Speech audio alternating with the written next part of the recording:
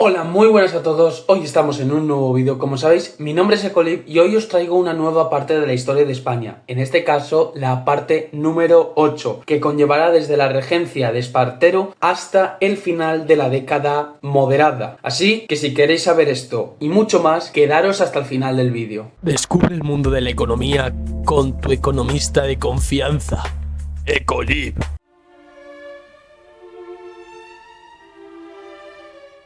Tras la caída de la regencia de María Cristina en 1840, comienza la de Espartero, que conllevará desde 1840 hasta 1843. Desde el inicio de su gobierno siempre se va a destacar ese carácter autoritario y gobernar con mano de hierro, pues, España. Y básicamente, entre otras de sus características del gobierno, le propondrán conformar la regencia por 3 miembros y él, en mayo de 1841, se proclamará regente único. Por otra parte, en vez de apoyarse en las Cortes, pasará a apoyarse en la milicia nacional, que siempre tenemos que tener claro que Espartero, al ser un liberal progresista del Partido Progresista, siempre va a tener más acercamiento con la milicia nacional, puesto que este grupo paramilitar es de carácter progresista, revolucionario y proclive a dar o levantarse en armas. Además, también se apoyará en, pues, todos los que le apoyaron para combatir a los carlistas en la Primera Guerra Carlista y, pues, en los ayacuchos, que eran, pues, personas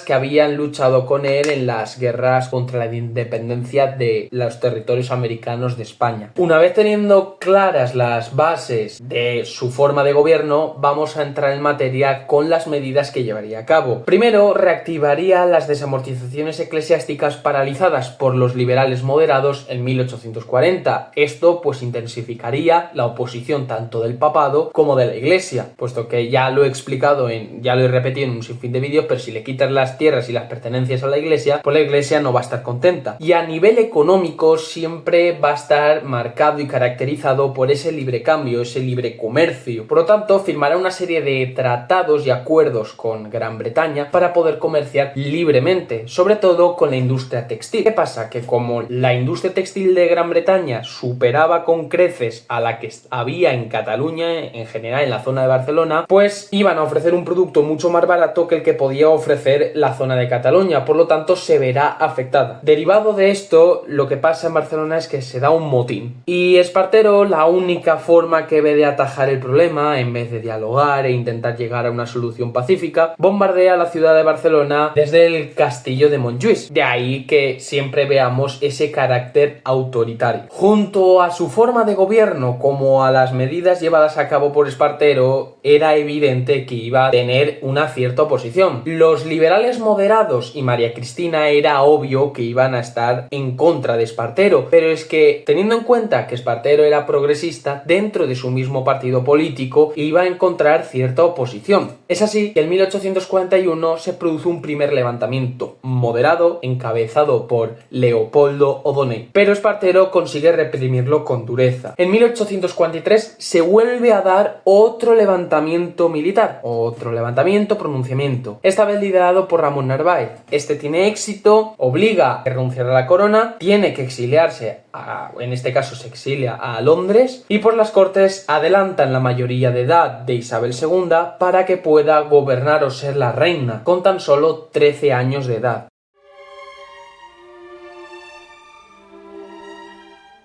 A partir de aquí comienza una nueva etapa, es decir, la primera era del reinado de Isabel II. ¿Cómo llegó Isabel II a ser reina de España? Pues tenemos que tener en cuenta que tras la caída de la regencia de Espartero en 1843, se forma un gobierno por liberales progresistas. Como presidente a Joaquín María López, que básicamente este era un liberal progresista. Como principales medidas que se llevan en este gobierno es convocar Cortes en noviembre de este mismo año. Y lo que se pretende al convocar estas Cortes es adelantar la mayoría de edad de Isabel II, puesto que no podía aún ser reina, y la convirtieron reina con tan solo 13 años de edad. ¿Por qué se convocan estas Cortes para conceder a Isabel II a ser reina? Pues porque los liberales progresistas no querían la vuelta de María Cristina y no querían que volviera a ser regente. Por lo tanto, querían que la reina fuera la heredera. Después de esto sucederán una serie de gobiernos que entre ellos durarán muy pocos meses, por lo tanto me los saltaré porque no tienen relevancia, hasta 1844. Como veis, el salto temporal es de unos pocos meses.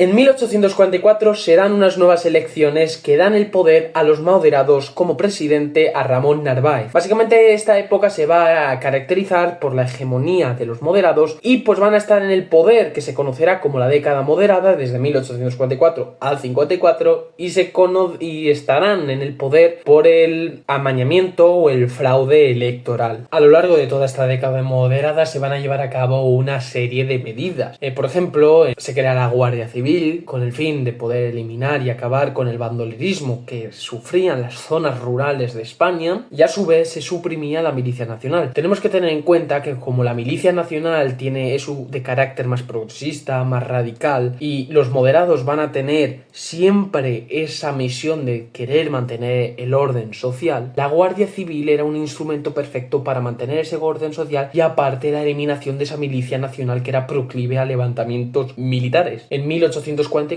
se paralizan las desamortizaciones eclesiásticas reiniciadas por Espartero en 1840. Esas desamortizaciones que vuelve a poner en marcha Espartero en 1840 son paralizadas por Narváez en 1844. Se lleva a cabo una reforma de la hacienda con la introducción de unos nuevos impuestos indirectos, en este caso al consumo, por el ministro Mon, que básicamente afectaba a las clases menos pudientes. Pues un impuesto que hasta ahora no existía, que es por consumir un producto tú pagas impuestos, es decir, el producto lleva impuestos añadidos. Además, se promulga la Constitución de 1845, que limita las libertades y derechos individuales, tiene un sufragio censitario muy restrictivo y la soberanía nacional queda compartida entre las Cortes y la Reina. Y por último y no menos importante, en 1848 se crea un nuevo Código Penal que sustituía al Código Penal que había del antiguo régimen. Claro, pero todo este gobierno de Narváez se va a ver envuelto en un aprieto y en un problema, y es que va a aumentar la conflictividad social. Va a iniciar la Segunda Guerra Carlista en 1846 y encima tenemos que se están expandiendo las revoluciones burguesas de 1848 y hay cierto temor a que lleguen a España. Pues es por eso que Narváez va a empezar a gobernar de forma autoritaria, y ante este autoritarismo va a ser cambiado en 1851 por Juan Bravo Murillo, y este nuevo va a pasar a ser presidente del gobierno. Las medidas que llevaría a cabo Juan Bravo Murillo sería la firma del Concordato de la Santa Sede en 1851, que básicamente restablecía las buenas relaciones con la Iglesia, se establecía la religión católica como la única que se podía practicar en toda España, y además el Estado se comprometía a financiar a las instituciones y todo lo que tuviera que ver relacionado con la Iglesia. Además, también intentó modificar la Constitución de 1845, limitando aún más los derechos y libertades individuales. Pero ante el fracaso de esta propuesta de limitar los derechos y libertades individuales, se vio obligado a dimitir en 1852. Tras la dimisión de Juan Bravo Murillo en 1852, los dos últimos años se ven envueltos en una serie de problemas. A nivel del partido político moderado se divide políticamente en tres grupos: los propios moderados, los puritanos y los autoritarios. Como podréis comprender, esto sería una debilidad política a la hora de gobernar. Y por otra parte se dan escándalos de corrupción entre hombres de negocios y las cortes, entre ellas María Cristina de Borbón, la cual amasó una gran fortuna con varios, por así decirlo, para que nos entendamos, trapicheos comerciales y económicos que habían llevado a cabo. Vamos,